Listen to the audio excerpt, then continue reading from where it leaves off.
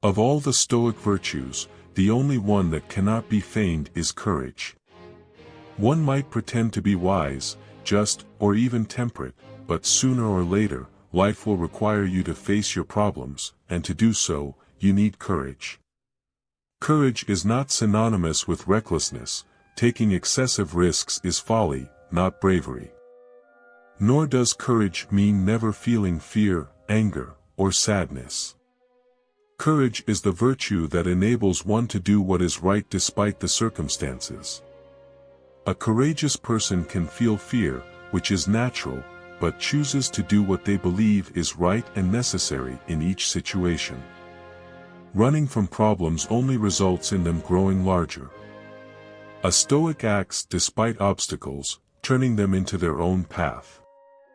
We have the example of Hercules, who, upon reaching adulthood, was uncertain about his life's direction. One day, he fell asleep and dreamed of two paths opening before him, each led by a woman. On one side stood virtue, and on the other, pleasure. Pleasure promised Hercules she would lead him on the sweetest and easiest path where he would experience all delights without hardships or sorrows, enjoying great pleasures with the least effort possible. Pleasure promised Hercules an easy life full of shortcuts and devoid of challenges. After pleasure's proposal, virtue explained the reality: the gods grant nothing to men without effort. To achieve something, one must strive for it. If Hercules desired all of Greece to admire his courage, he had to endeavor to do something good for all of Greece. Virtue promised him a challenging path with potential rewards and great sacrifices. Hercules chose virtue. He did not live an easy life but a purposeful one. He undertook arduous labors and made several mistakes along the way, facing everything with courage until he became a god. Like Hercules, the Stoics choose the path of virtue, and to act virtuously, courage is essential. In this video, I'll talk about courage, the second of the four cardinal virtues. You're probably familiar with the story of the Battle of Thermopylae, where the Persian army, led by King Xerxes with 300,000 soldiers, threatened to destroy all of Greece. Faced with the lack of coordination among the Greek armies to defend against the Persian invaders, the Spartan king, Leonidas, decided to confront them to buy time for the Greeks to organize. Unable to bring the entire Spartan army to battle due to religious reasons, Leonidas marched to the Thermopylae Pass with 300 of his personal guard. They knew it was suicide, 300 against 300,000, they had no chance of winning. Yet they knew it was what they had to do, their duty as Spartans and Greeks.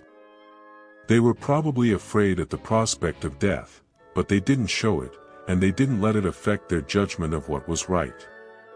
That's courage, facing a difficult situation that will push you to the limit and still acting correctly, facing the problem head-on without running from it.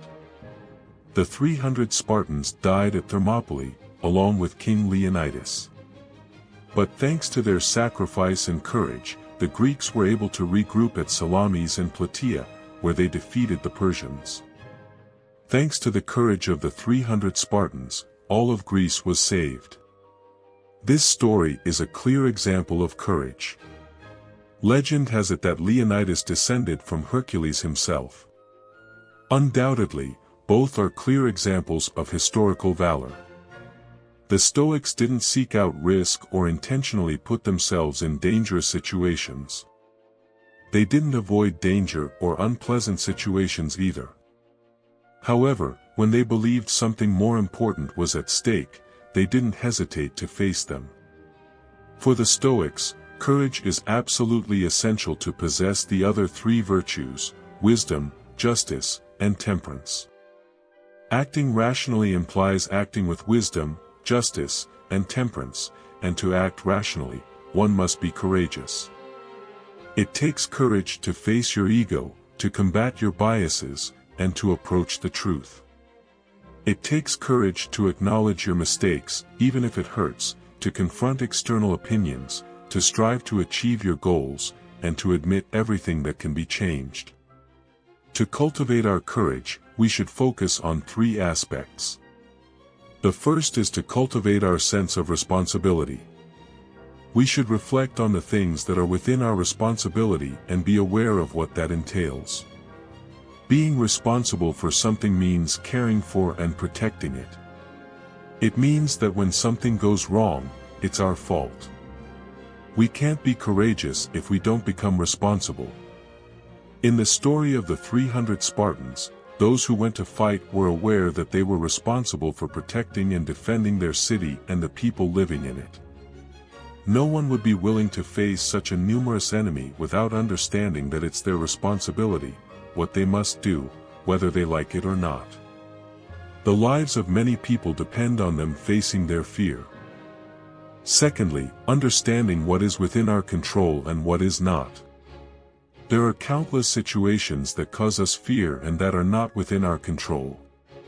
It's important to distinguish what we can control and what we cannot. Historical courage starts with the following questions. If something that scares me is completely beyond my control, what sense does it make to be afraid of something I cannot control? If the actions of others are not under our control, why fear others? If the external cannot harm us, only our own thoughts can affect us, why fear what is external to us? The Stoics reflected on these questions to avoid feeling fear, for example, of poverty, public opinion, illness, or even death. A Stoic is not foolish or courageous just for being brave. A Stoic is not afraid because they realize that there is nothing to fear. Thirdly, practice courage. In the words of Seneca, there is no person less fortunate than one whom diversity forgets, for they do not have the opportunity to test themselves. Courage should be practiced daily. With small actions in everyday life, you practice stepping out of your comfort zone, daring little by little to do things you don't feel comfortable with. It's important to get used to being courageous because at some point, we will all face situations that require courage to overcome them. Don't let these situations catch you unprepared. Train your courage daily. What do you think of this virtue? I await your response in the comments. I hope this video inspires you to become more courageous in situations that demand it. Remember that courage means acting rightly even when afraid or in challenging circumstances, so it should always be accompanied by prudence. It's not about acting impulsively but acting purposefully, taking risks for a greater good. I encourage you to put this historical virtue into practice, just like Hercules and Leonidas. I leave here 2 videos for you to continue learning about Stoicism. Until next time.